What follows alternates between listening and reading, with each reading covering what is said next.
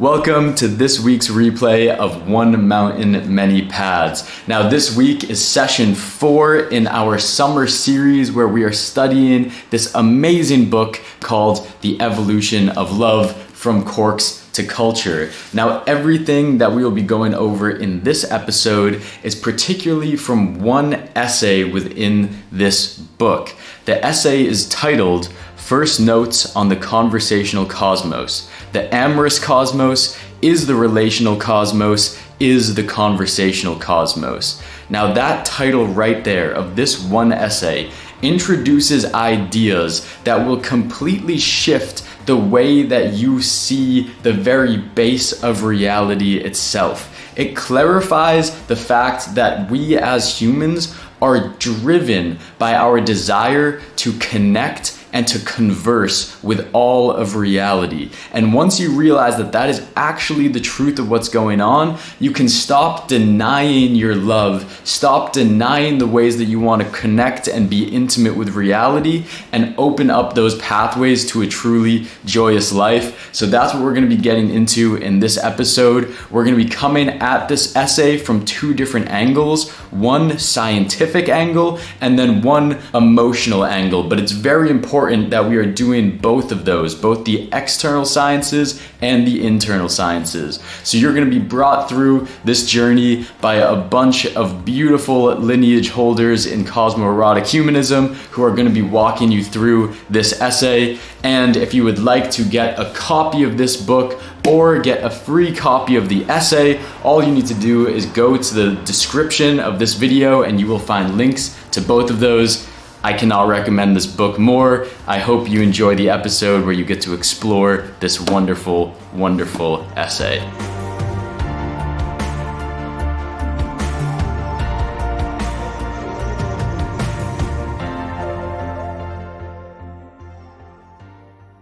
Welcome everyone to One Mountain, Many Paths, where our mission is what Barbara Marx Hubbard and Dr. Marc Gafni together called a planetary awakening in love through unique self symphonies. And that unique self symphonies, that means you, me, and everyone here together, all of our unique selves with all of our unique gifts coming together to activate a planetary awakening, a revolution. Today, as most of you will know, we are in a very special 6-week program, what we're calling our summer program. It's 6 weeks where our beloved teacher, Dr. Marc Gafni, is stepping back from teaching here every week in One Mountain, Many Paths because he's focusing on writing the next books of the Great Library. He's currently writing on 2 volumes that are almost completed together with Dr. Zach Stein on techno-feudalism, on artificial intelligence, the dangers and the beauty. So beautiful, interesting topic that he's deeply into. And those 2 books will actually publish before the end of the year. In this time, in this summer program, as Marc is stepping back, we are actually creating space for our leadership team to step forward, to share their unique gifts, to share their unique perspective and their unique expression of the Dharma that Dr. Marc Gafni is articulating here every week. So it can come through the unique lens of our unique self. So that is a really exciting time to really rise in power. And today we have 2 beautiful people teaching and sharing with us today. The first is Jacqueline Clark. She is the co-executive producer here at One Mountain, Many Paths. So she is really participating in making our weekly live stream possible here every week. But she's also the lead curator of the Great Library. So the entire research department, the archive of the Great Library, she is holding that whole department and making all of that happen, which without the writing of the books would actually be completely impossible. And she's also been a student for over a decade with Dr. Marc Gafni in the lineage of cosmoerotic humanism. So I can't wait to hear from you, Jacqueline. And we also have today Kerstin Zohar Tushik, and she has also studied with Dr. Marc Gafni for over a decade. And she is also the senior lead editor of many of the books in the Great Library, of which one of those books is this one, The Evolution of Love. And this is the book that we're all studying in these 6 weeks. And so Kerstin has deeply, deeply edited this book, so she knows this book better than most of us, I would think. So I'm looking forward to learn and to study with you today, Kerstin. So this book, today we are studying a chapter on the conversational cosmos. So Jacqueline and Kerstin will dive deep into what does it mean when Dr. Marc Gafni speaks of a conversational cosmos. We say reality is relationships, reality is conversations, and we live in a conversational cosmos.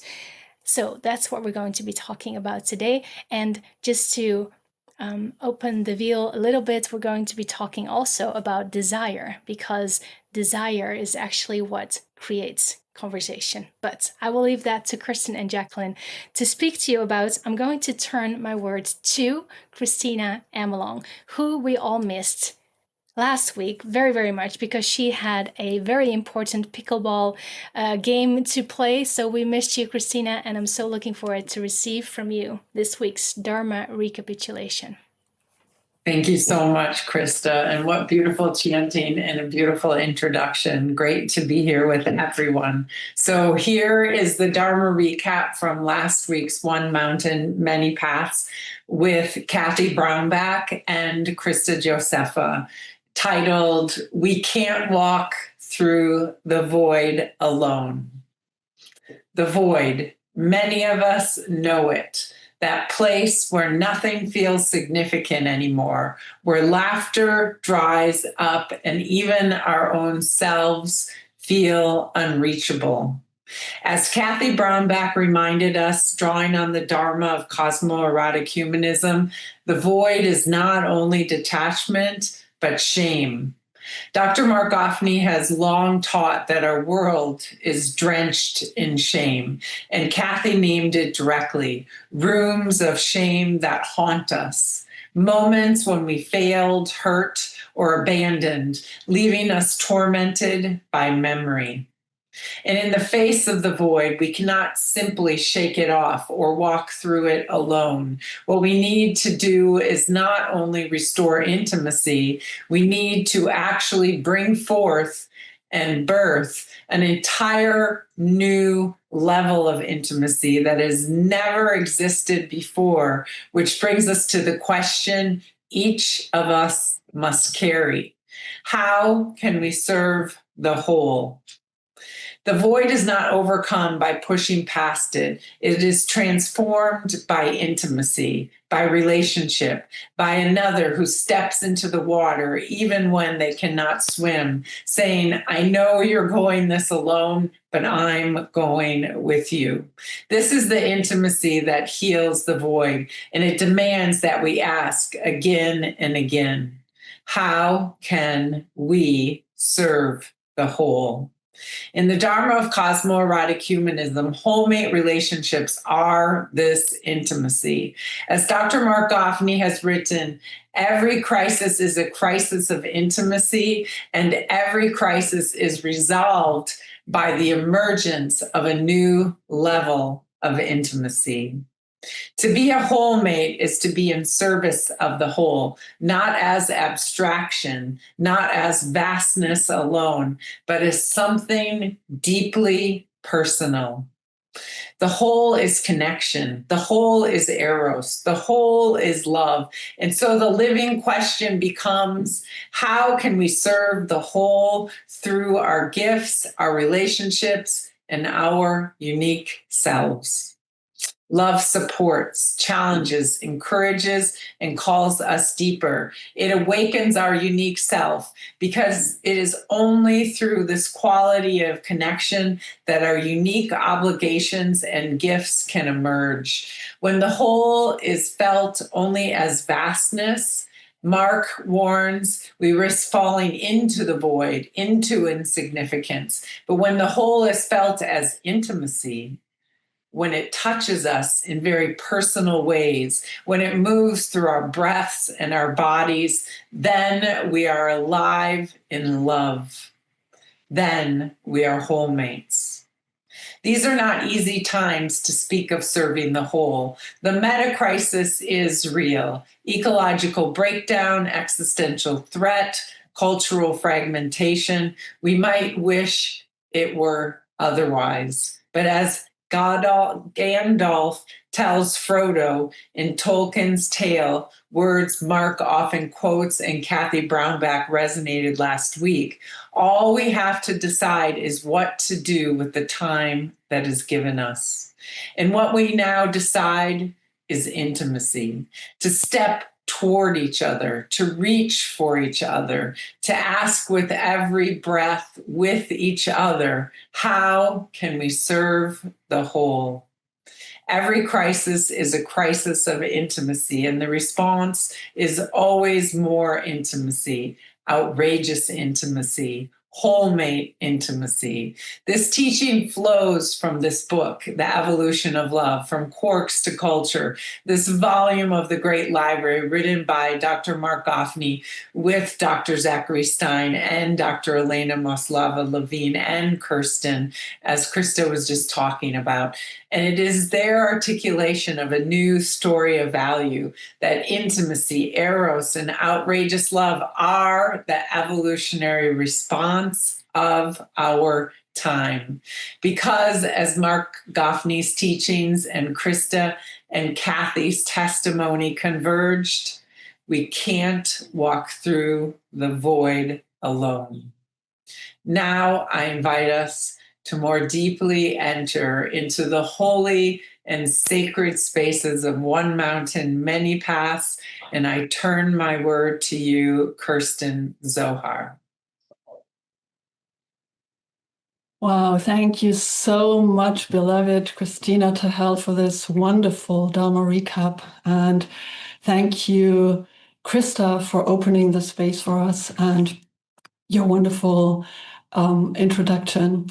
I am so excited to be here, and I honestly can barely contain myself. I don't know how to contain everything that I actually want to talk to you about in this very brief moments that we actually have together. So let's get started.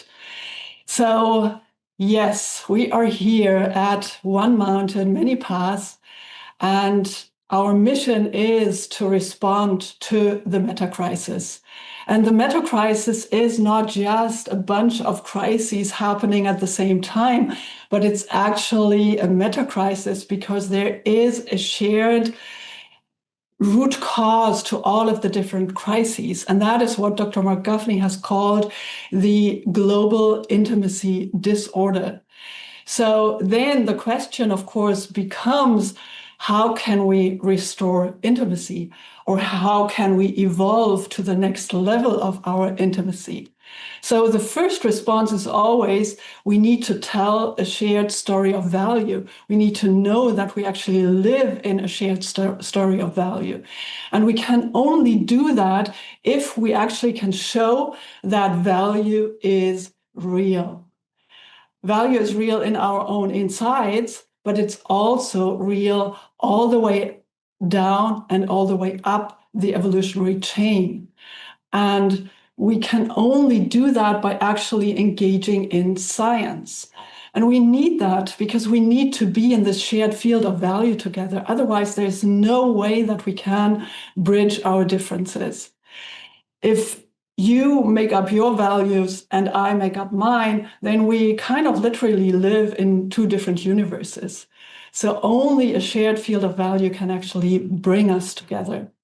Now, I personally was always fascinated with science and especially with physics. I even decided at some point to study physics at the university level. That was because I knew deep inside of me that no philosophy could ever be enough to explain why we are here if we couldn't trace value all the way back to its roots at the beginning of the universe. I was literally yearning for, in the words of Leonard Cohen's Hallelujah, what's really going on below. But physics by itself wasn't enough. Physics doesn't really answer those questions. So at some point, I decided to leave that path, but my search actually led me to directly in some some meanderings, but still to my participation in cosmo-erotic humanism. Because cosmo-erotic humanism is also a new way of reading and engaging the sciences as a way to be intimate with all of reality.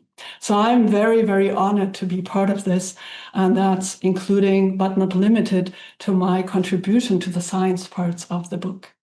So we need rigorous science, both interior and exterior, and actually weaving those two kind of sciences together into one to be able to trace value back to source.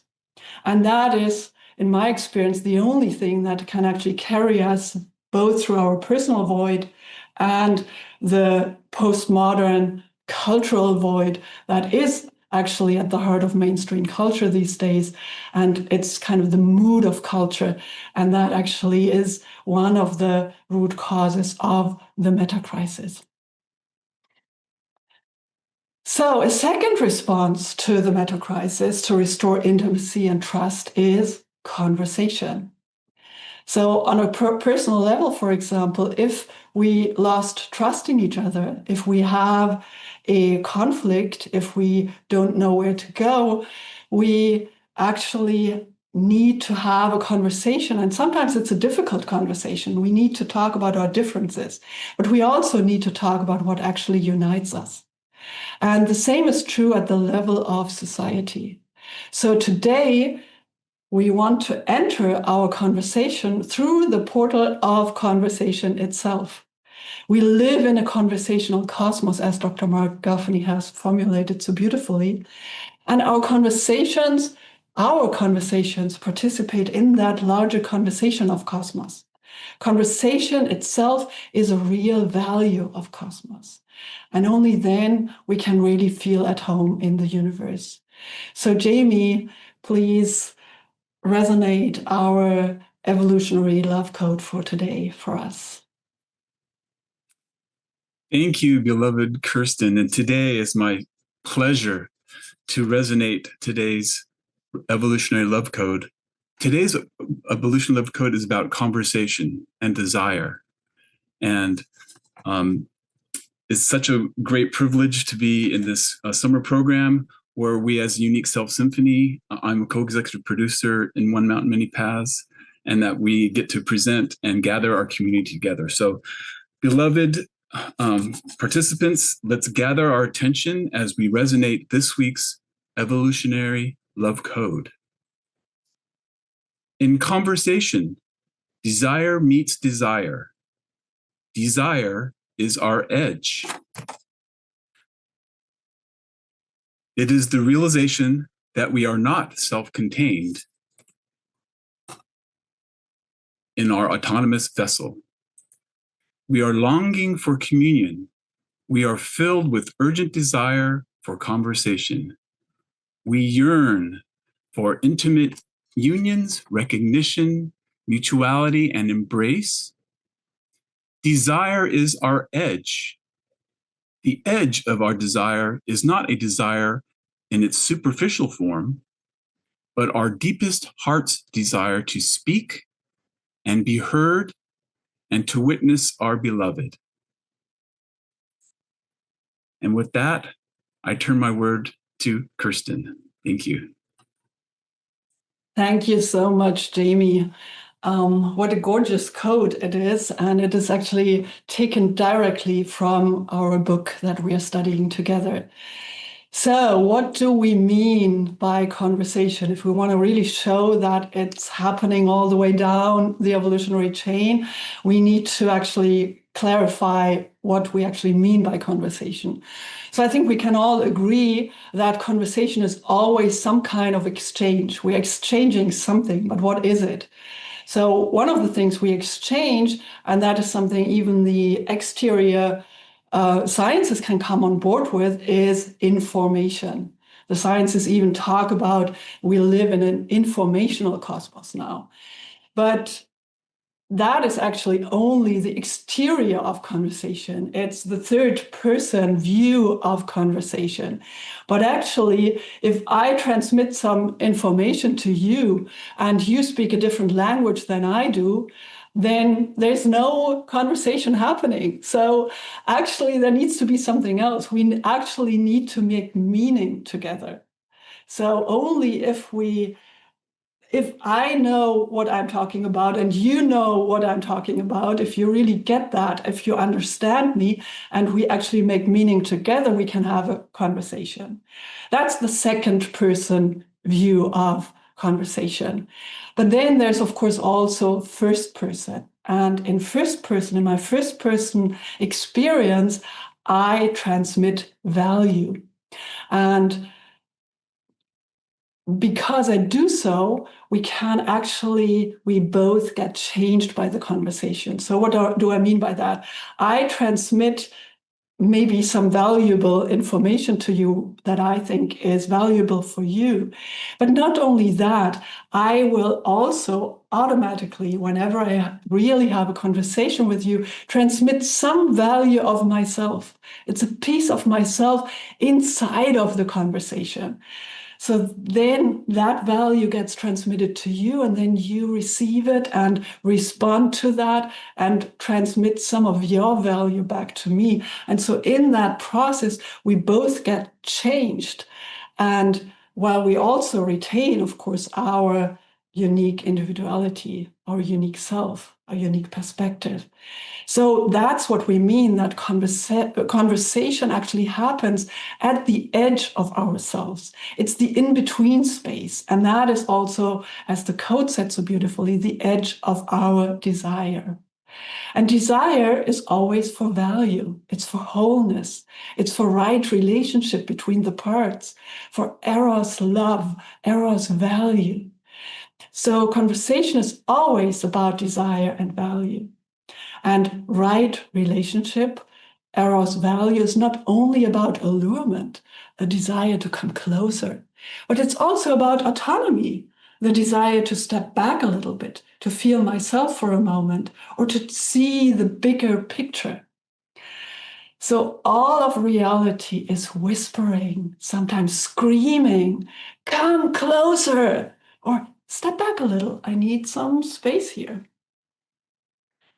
As humans, we of course have a lot more intricate ways to say so. Sometimes we may actually say it directly and consciously. Sometimes it may just be more like an undertone of what we are saying. I may, for example, be hiding behind abstract concepts. I may be a little detached, a little even dissociated from what I'm saying. That actually creates distance. At the same time, I can talk about the same concept, but communicating from the inside of it. And I may actually create more intimacy by talking to you about it. And those are actually the moments when revelation can happen, when new knowledge comes out, when new gnosis happens, when reality reveals herself to me and to us. And that is always an embodied process, as in Adam knew his wife Eve. That's not intellectual knowing, it's erotic knowing. So stepping back to see the bigger picture is part of that process too. I need to be able to distinguish between you and me and what I'm talking about. But contact is not only about coming closer. When I say to you, for example, I need a little more space, I'm actually making contact. So let's find the right relationship in every moment right now. Maybe breathe with me for a moment. Sense into your body right now. Do you feel stress, tension, relaxation? How is your distance from the screen? Maybe you want to step back a little bit or make the video a little smaller so it's less intense. Try it out. I promise you that I will still be here you can still be in connection without being too close. You don't have to suffer through this. Only in right relationship can we really step in together. As Dr. Marc has said so beautifully, it's always come closer, step back, but never look away, never dissociate, never detach so fully that we lose touch. And if we do, just come back. You can always come back. We can, as the lineage teaches us, do a L'Shem Yehut. We do a unification between the two sides of reality, autonomy and communion or allurement. So, do you want to step in with me? Can you feel my desire, my yearning to be on the inside, to meet in the deepest of the deep? So, let's begin. It is at the beginning of the cosmos. And this beginning actually starts in no time, literally, because time and space themselves didn't exist before the beginning. They actually, time and space exploded into reality at the same time as the myriads of quarks that all of a sudden appeared there. And it took the quarks about a fraction of a second to discover that no quark is an island. Quarks are actually so relational, they are never found in isolation in the whole cosmos. They discovered they needed each other, they desired each other, they needed to enter intimate relationships or literally disappear. And I'm not using the word intimacy lightly here. We can actually apply our intimacy equation here. So the quarks, always three of them together, entered into a shared identity, which is now known as a proton or a neutron. But they never gave up their relative otherness as distinct quarks. They could do so because they shared a field of value together. And that shared of value is made up of the laws of physics and mathematics that they all obey to. But deeper still, of the mutual drive to become parts of larger wholes. That's actually diffusing cosmos all the way up and down the evolutionary chain. So they also discovered a shared purpose as neutrons and protons. And their shared purpose is to co-create all known chemical elements of the universe together. How did they do that? They needed to recognize and feel each other, because quarks enter into relationships only with particular types of other quarks. And for that, they needed to know who they are. So how did they find out? Well, by having a conversation. So there's an exchange happening, and the exchange is called in physics the gluons. And gluons are known in physics as carriers of the strong nuclear force. But in cosmoerotic humanism, we call that the intimate love nodes between the quarks, because that's what they really are. So in these love nodes, they exchange information about who they really are. And in order to know if they want to come closer or step back, because there's only very specific quarks that can enter into these triplets. And in order to do that, they also needed to understand each other, to make meaning together. And they quite literally transmitted value to each other. The gluons themselves are valuable, and they also contain some of the value of the quarks. So again, the quarks themselves get changed by the conversation with each other, yet they never lose their identity as quarks. They say to each other, come closer, but not too close. I still want to be me, but come closer. I need you. I desire you. And then they respond, your need is my allurement. This is the edge of my desire. I want to be in right relationship with you. And it's actually an ongoing dance, an ongoing conversation still going on until this day. And actually all of Cosmos would finish immediately if they stopped having that dance, that conversation. But then it happens again. And if we had more time, I would show you the exact mechanisms and the music of the conversations on every level of reality. Atoms, molecules, cells, all the way up to us. So next time you look at a seemingly inanimate object, right now, for example, when looking at the screen, imagine all the conversations happening inside of it. Or feel into your own body, all the levels of conversations going on at the same time. And that's a universe I can feel at home in. We are not some strange aberration of cosmos in our need and desire to talk to each other, be intimate, be close, but not too close. We are welcome in this conversational cosmos.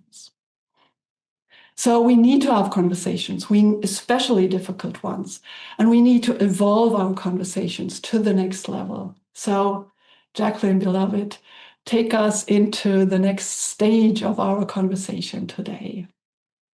First of all, Kerstin, thank you so much for leading us into this conversation about the conversational cosmos.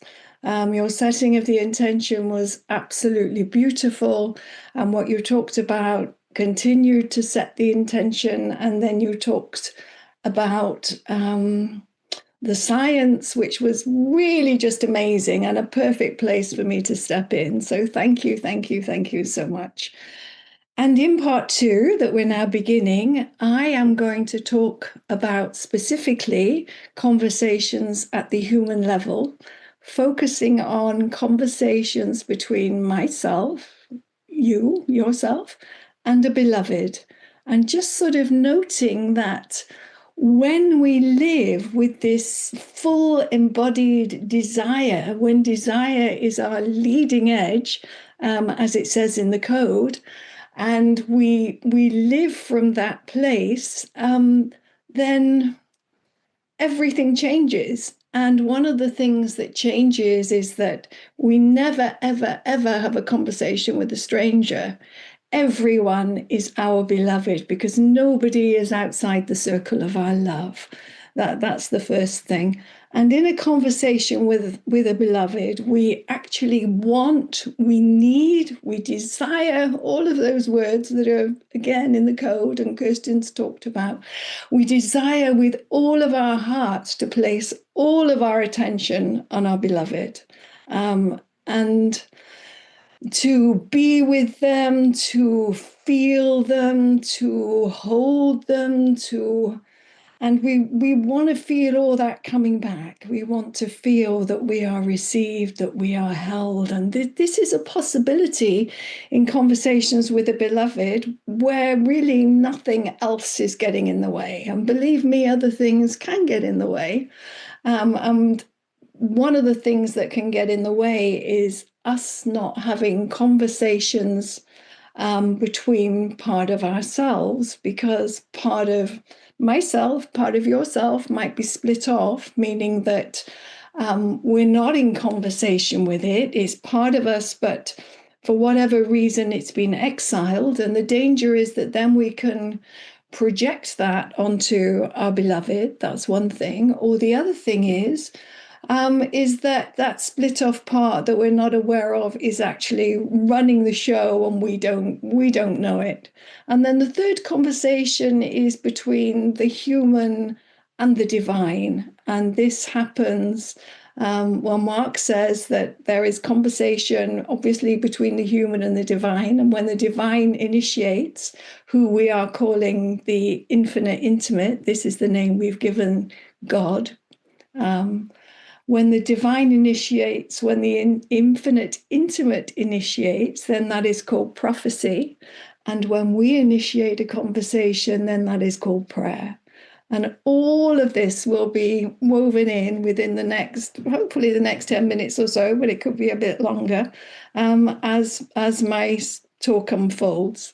So to be in this world means I have desire.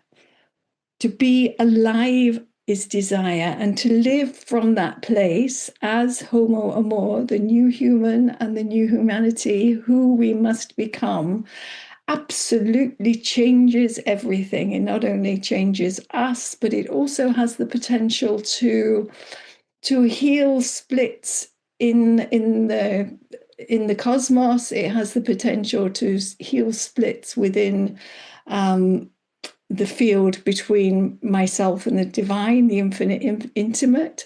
And yeah, in this way, by becoming Homo More, we can actually address the meta crisis and begin to hopefully move through it.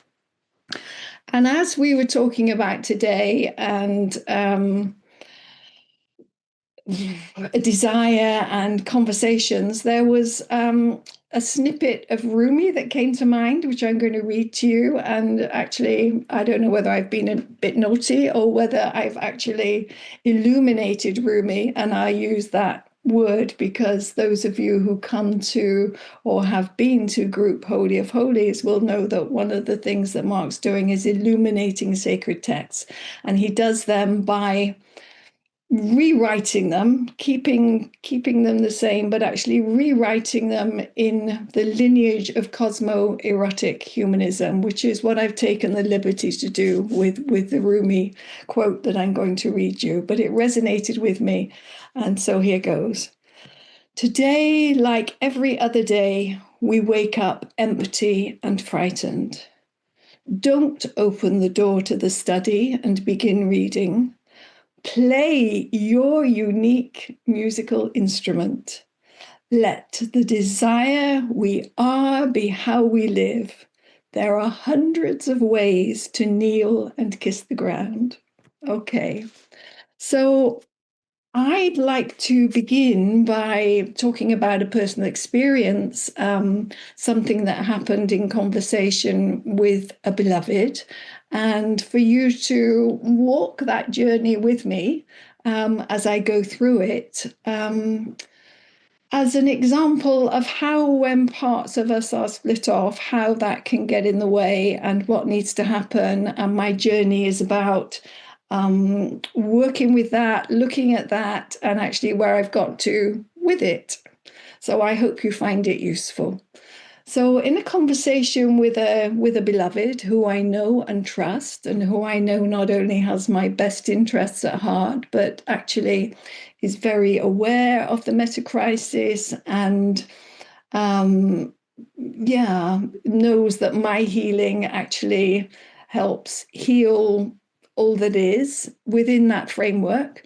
There'd been once or twice over the past year or so when, I don't think during the conversation from memory, but it may have been afterwards, this gorgeous beloved actually said to me, "Why were you angry?" And I took a step backwards. It's like, I wasn't angry. I was feeling irritated. I was feeling annoyed, but I certainly wasn't angry. And I knew that anger was not, why would I feel angry in the situation that we were in? It didn't make any sense to me. So I dismissed it. And that happened once, maybe twice more. Why were you angry? No, I wasn't. And then on an occasion with the same beloved, where the same dynamics arose between us, and we were in a similar conversation, not the same, but a similar one, my beloved actually confronted me, what can I say, quite fiercely, but also very, very, very, very tenderly. And my beloved said to me, "You are angry. You are angry." We were having conversation, and "You are angry." And that really took me aback, like, whoa. And miraculously, something in me broke, which was like, oh my goodness, it broke, and I didn't know what to do. But the thing was that it actually opened me to the possibility of investigating, of even thinking that I could in fact be angry. So that was the whole point of the intervention, and it certainly had that effect. And over the next couple of weeks, when I looked at the possibility that I actually could be angry, even though I didn't recognize it, the pieces gradually began to fall into place. And I think a big realization was that part of my sacred autobiography, which I obviously knew about because it was in my sacred autobiography, was an occasion when I was very, very young, maybe about 3, and I was in the garden with my mother and my brother. And I was saying to my mum, I love you, I love you. And yet, inside, what I was feeling was not love. In fact, what I was thinking was, I hate you, I hate you. And I'd always wondered why that was. And then what my beloved had said to me began to make sense. I had had that experience.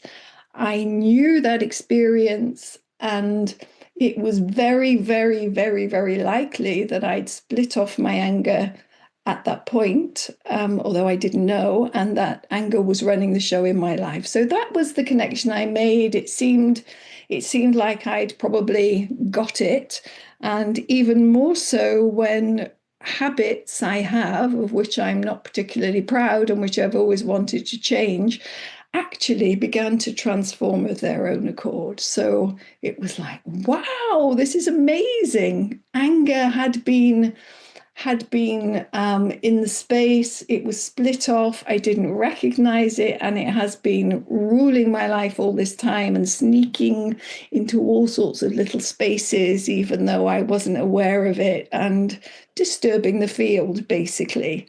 So it was like, great, great, great, fabulous. A little while later, I was again in conversation with the same beloved, and the conversation was centering around similar things to what we talked about before. And yeah, I started to feel angry. The difference was this time I knew I felt angry, and my beloved knew I felt angry. And of course, later it was like, you were angry in that conversation. And my first reaction was, yes, I was. I knew that I was. And I was intensely disappointed because I thought anger wasn't running my life anymore. But actually, having this feedback from my beloved made me realize, actually, this is a gift. And I said to them afterwards, thank you for saying that, because I can see it's a gift. And what I need to do now is actually investigate deeper, have a conversation with this part of myself, which is split off, to find out what is actually going on underneath. So I started that process. And the first thing, and I've written it down here because it's quite a lot, and I'm obviously not going to go into all of it, but the first thing that came up for me where I was angry was because I felt out of control in that situation.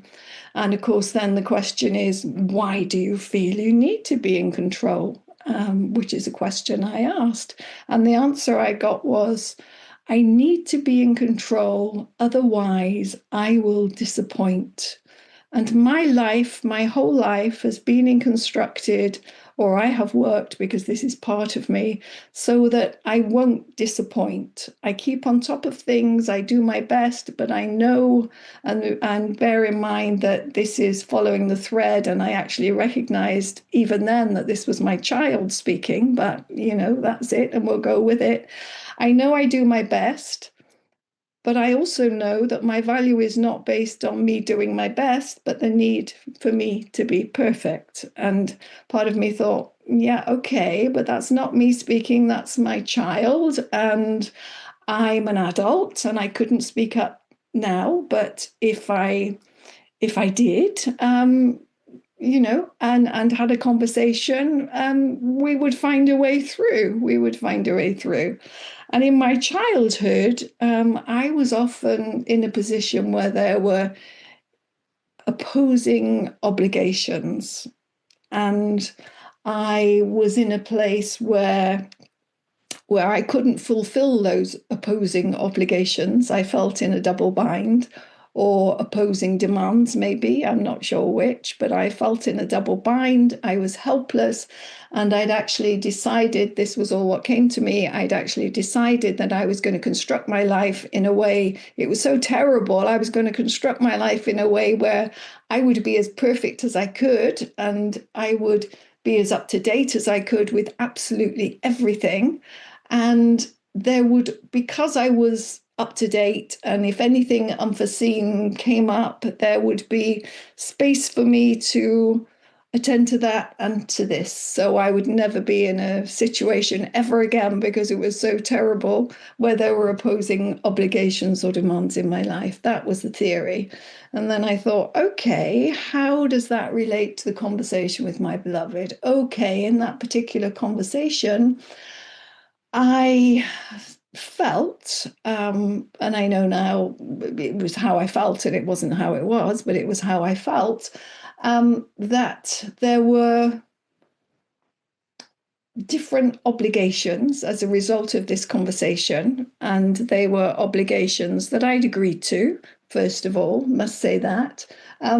But it's like, we'd agreed this, and now you're saying that. And if I do this in the way that we've already talked about, then I can't do that in the way we've talked about.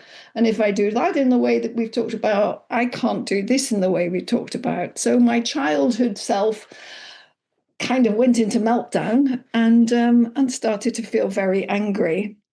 Okay.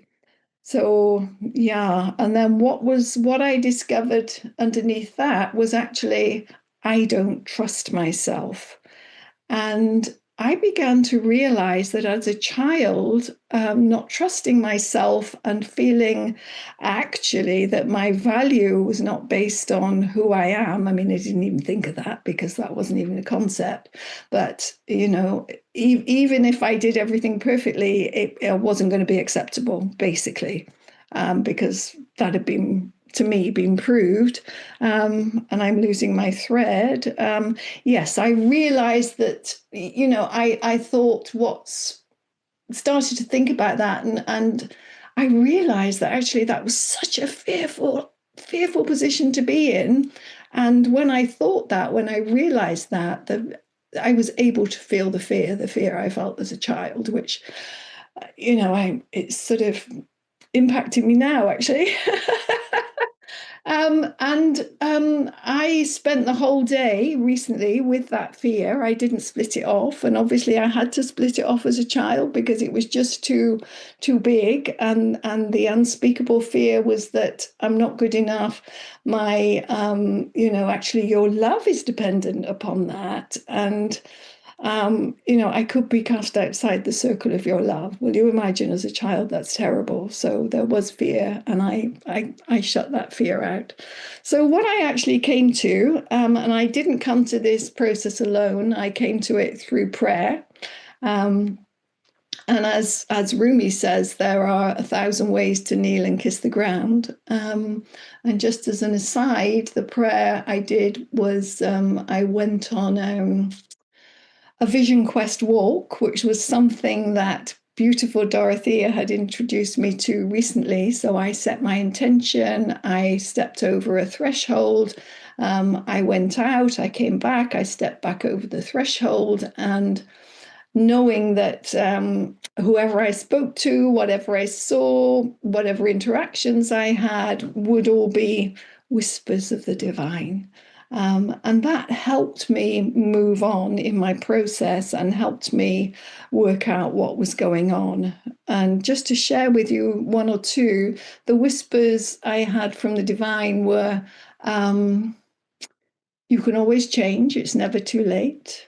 Another one was, you don't have to do it alone. And I do want to share how that came about, because it's just so absolutely beautiful, and the synchronicity in that.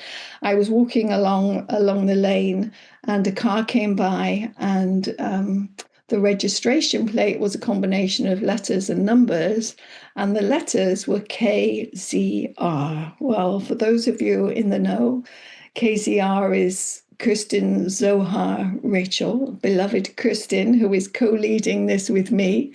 And the message in that was, we don't have to do it alone. So yes, thank you, thank you, thank you, thank you, thank you.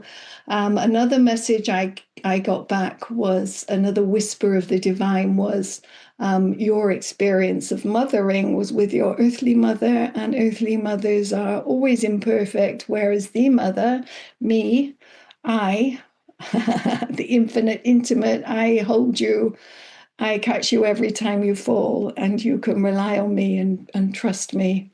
And then I'll just tell you two more whispers and then carry on. Another whisper was when I went into the shade of an oak tree, and there was a beautiful plant growing there with gorgeous golden flowers. And the whisper was, you need to go into the shadow to find the gift, but then you need to take the gift out into the light and incorporate it. And the final whisper that I came back with was, you'll never see the whole. That's impossible in this lifetime, but you will see parts of it. And the way of the cosmos will remain a mystery to you, at least while you're in human form. So all those things helped me come up with the list I've shared with you. So I sat with it, and it didn't make an awful lot of sense because I'm just keeping an eye on the time and realizing that time is slipping away and maybe I need to move on, which I will. I'll leave that piece out. But what I then found underneath that, what I thought I found, was the phrase, I'm not good enough. Now, I'm not good enough is what is called, what is it called? I know it is off the tip of my tongue. It's somebody help me out here. Somebody, Claire's already said it, a false core belief. And it's one of the false core beliefs that are talked about, in the Unique Self Institute, that's so beautifully held by Claire and David. And I know that, I knew that if indeed this was a false core belief, then they were there to give me some assistance. So that was absolutely wonderful. And the pieces didn't all fit together for reasons that I don't have time to share with you here. So I'd already had a conversation with the divine, and in cosmoerotic humanism, we know that actually we participate in God, and God participates in us, that there's no split between the two, and God participates in us even as he holds us and catches us every time we fall, as Marc says. And we have, as it has already been referred to, we have evolutionary prayer every day in the lineage of Solomon. And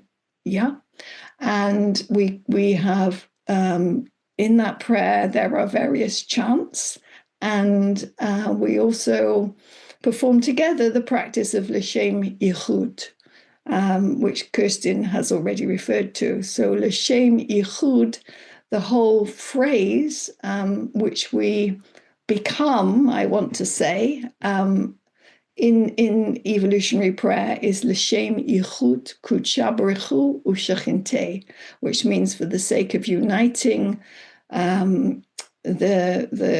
the masculine God and the feminine goddess. Or another way of saying it would be for the sake of uniting the line and the circle. And our practices between chants, when we start and also at the end, is to practice L'Shem Yichud together, repeating it. And the idea is that we actually repeat it until there are four things: our voice, our sound, our intention, and the words. All those four things, nothing's split off, and we keep saying L'Shem Yichud Kudsha Baruchu Ushachinte until that's the case, knowing that healing the split between that, by doing that, I'm healing not only splits within myself and splits between me and the beloved, the infinite intimate, but also healing splits in all of reality. And it's the most beautiful practice. And if you haven't been to evolutionary prayer and you're thinking, oh, wow, that's something I'd like to participate in, well, Krista will tell you how to join. And then, okay. So really, that concludes my story, and concludes my piece here. And now we're going to move into prayer. And with great pleasure and delight, I hand my word over to you, David. Thank you. So now that we've heard such a beautiful story from Jacqueline about her experience clarifying her sense of self, of who am I and who am I with you, my beloved. And Kerstin so precisely clarified for us and evoked this quality of God in the third person, that at every level of reality, there's conversation. The infinite is in conversation at every level, at the quarks, the very quarks. And if you look around your room, it's all dazzling with exchange of value, of meaning, of information, of intimacy. And now we turn towards that God, that infinite intimate, who turns toward us. And our experiences with our beloveds in this human realm are but fragrances, our expressions, our signatures of the divine conversation. And so we turn towards that beloved who holds all of it, that infinite intimate. And I invite you just to find your way and be inside with your own personal relationship with that infinite intimate. And if it helps, you can imagine a beloved that you have in this human form and the qualities that you experience toward them, the love, the openness, the ecstatic desire for connection, for contact, for knowing everything about that person, for wanting their well-being, for wanting closeness, but just the right kind of closeness, not too close, as Kerstin was saying. And all these qualities, evoke that in your own experience. I'll do it in mine as we turn towards our beloved, and the beloved turn towards us and says, I love you. I desire you. I need you. Tell me everything about you. And it's just gazing into your eyes with tears down his cheeks, and just says, I am here for you. I hold you. Everywhere you fall into my arms. There is nowhere that you go where I am not. I am walking with you always. I am holding you always. And this infinite intimate that is in deep communion with us, that wants us to continue to deepen this intimacy, is ready for us. And so we look within ourselves and we ask ourselves, what is it that I desire? What is it that I need? What is the value that I'm longing for in this world? And we're going to turn towards this beloved in prayer and speak it through our typing. So Krista, this week we normally do the Holy and Broken Hallelujah as our song that invokes this quality of prayer. But this week, Krista is going to be offering a beautiful chant that Marc has taught us, Dr. Marc, Adonai Svetai, I can't say it. You're gonna chant it better than I am. But the words are, eternal God, open up my lips, that my mouth may declare your praise. The lower lips, the higher lips of my heart, open my heart. Let my lips tell the story of your wonder and joy, tell the story of your radiance and beauty. So as we pray, it's a love prayer, a desire for that conversation with the great beloved.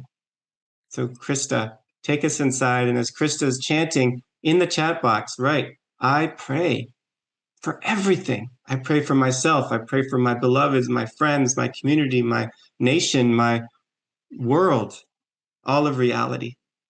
Take us inside, Lady Krista.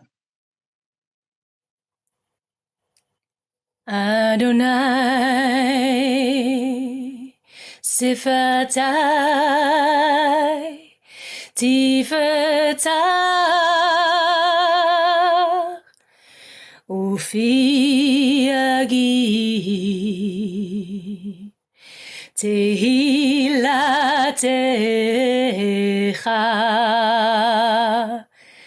אדוני שפתי תפתח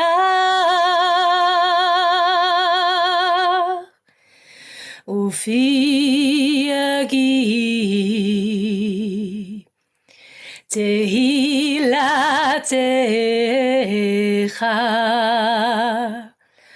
אדוני שפתי תפתח ופי יגיד תהילתך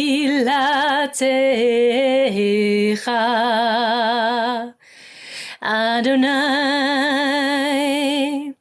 שפתי תפתח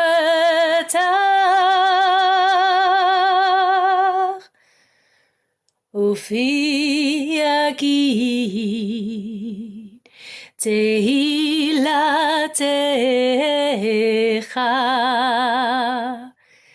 אדוני שפתי תפתח ופי יגיד תהילתך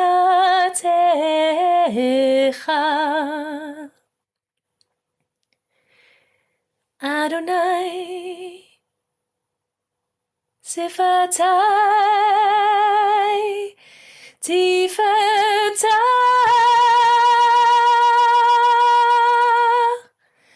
ופי יגיד תהילתך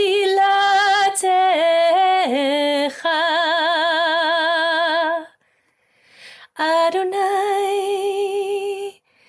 שפתי תפתח ופי יגיד תהילתך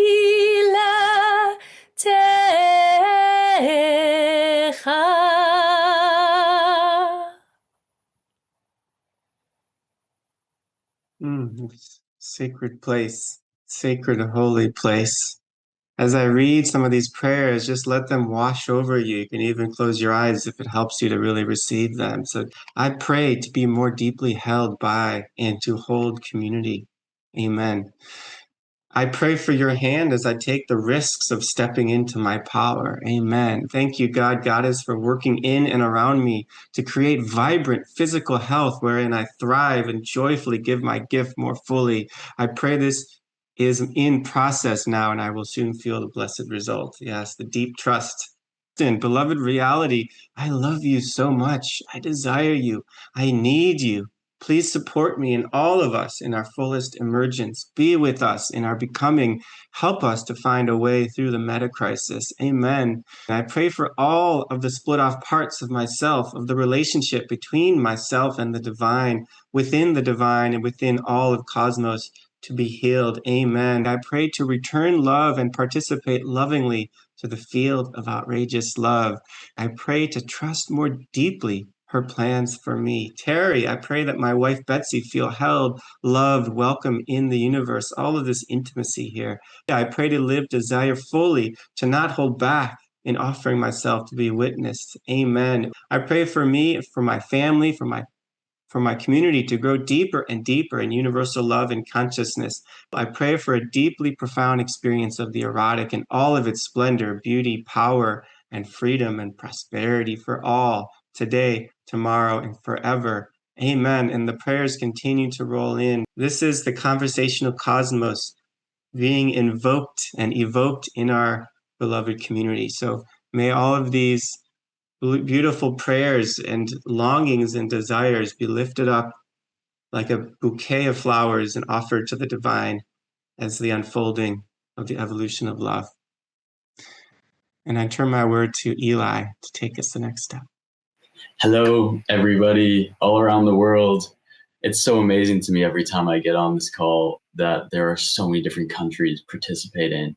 And in this call, particularly watching the group of leadership here at the center from different places all around the world, weaving in and out of each other, creating a cohesive learning environment is just like, it's mind blowing. So thank you to all of you, because I don't see other groups of people doing this type of thing in the world. And as I see people reacting in the chat box, it's like someone just said, I'm in awe. And that, I thought, struck me so well as I was watching all the prayers come through, and be like, this is what we need.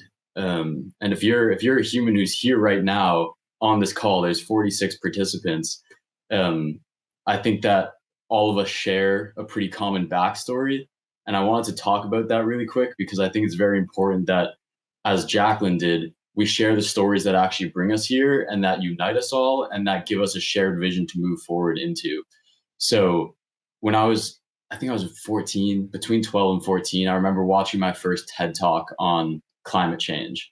And pretty much a bunch of scientists were there, which I was told science is the only truth, the thing that you should always listen to. And then a bunch of scientists were saying, hey, likely in the next 10 to 20 years, life is going to get really, really hard. There's going to be X, Y, Z types of things that start to happen, climate events, boom, boom, boom. And I'm a 14-year-old sitting there being like, I thought that I was supposed to be making up plans for a future.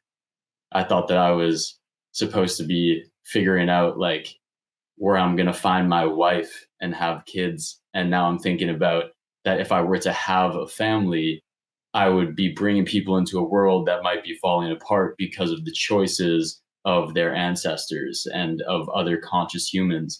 And I was just in shock. That's the only way to really say it. And I was so upset. And as Jacqueline was saying, the types of anger that come from that sort of experience, but also for me, just the hopelessness, the numbness, the like, I don't know where to go from here.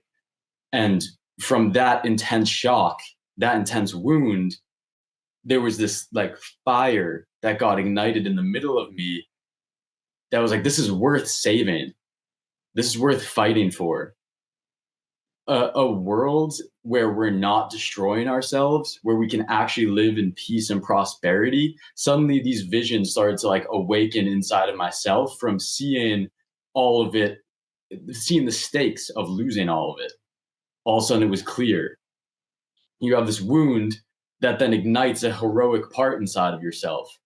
So I was like feeling more motivation than ever before. I was more in life than ever before. And at the same time, I was more terrified and hopeless than ever before.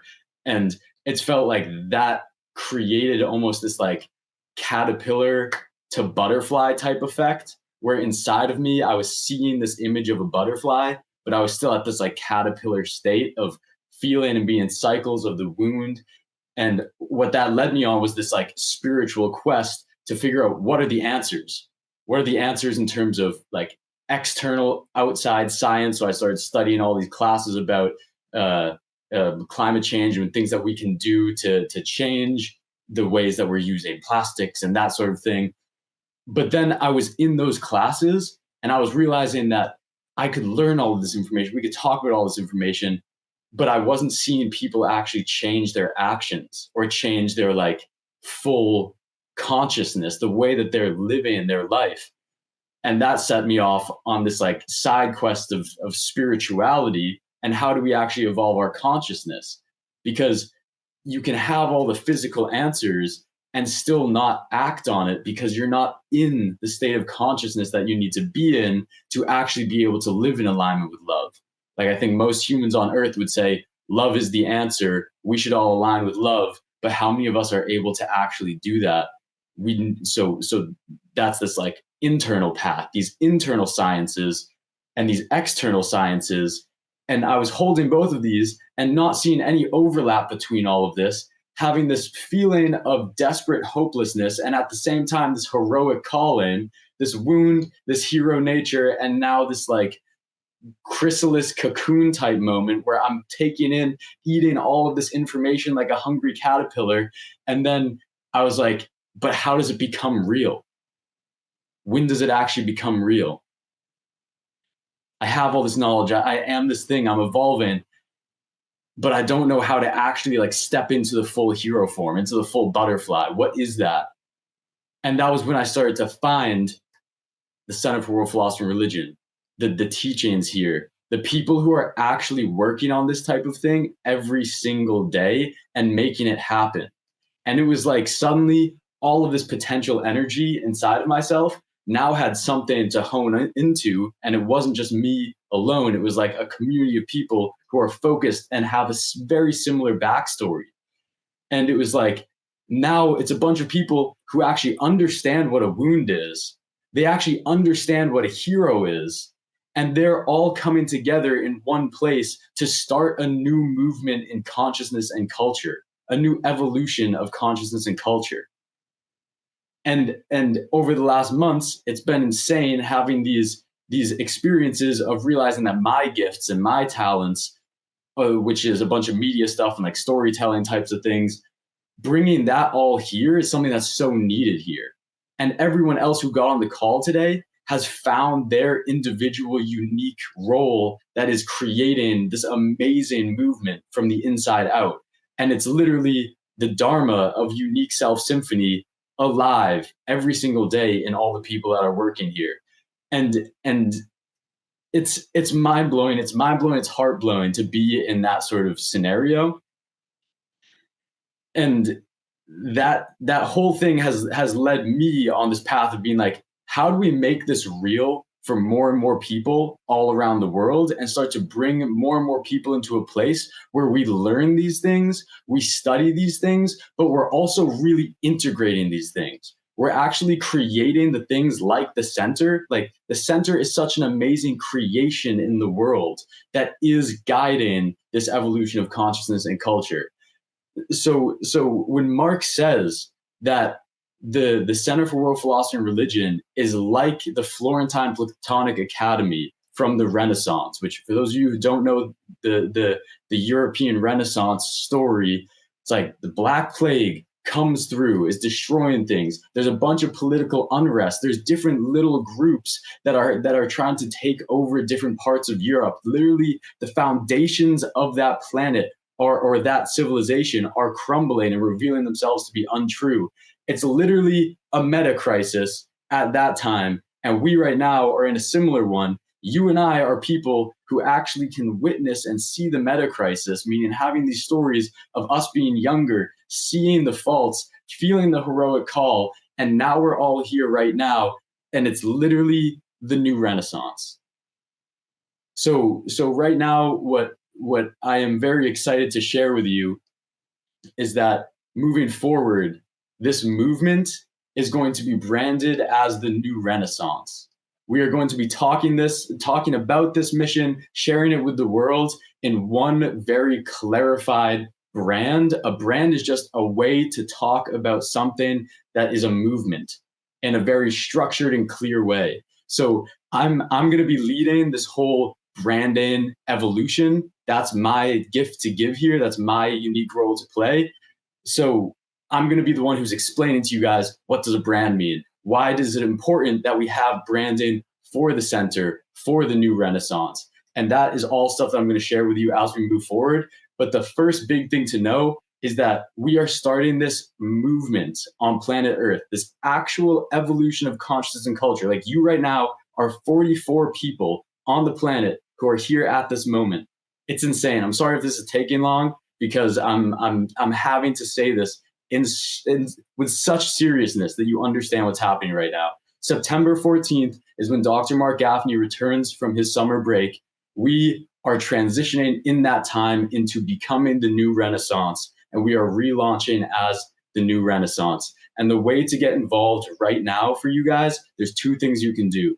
One is that I am going to be getting on testimonial calls with people to talk about the Dharma, talk about working with Dr. Marc Gafni, talk about the learnings that you've had engaging with stuff like One Mountain or the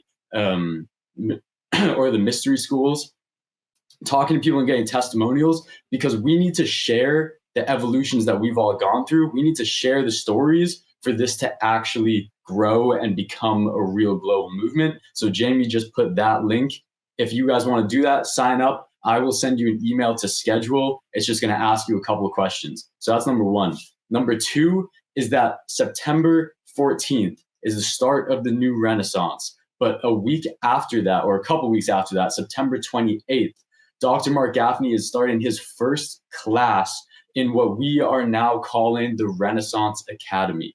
So the Renaissance Academy is going to be the place where all of the people like you guys come together to study this new story of value and to live it in our lives. It is the academy for people who are the Renaissance human. The Renaissance human is the human who is transitioning from Homo sapien to Homo amor. It is the butterfly arc, the caterpillar, the cocoon, and the butterfly. And the Renaissance Academy is all about helping you in that rebirth process. The word Renaissance literally just means rebirth. So that's what we're teaching at the Renaissance Academy. It is a monthly academy or a monthly payment that you can have to get into the academy. It's literally just going to be the coolest version of school that you could ever imagine, because it's literally about learning how do we evolve consciousness and culture. And there's going to be so many amazing people teaching there.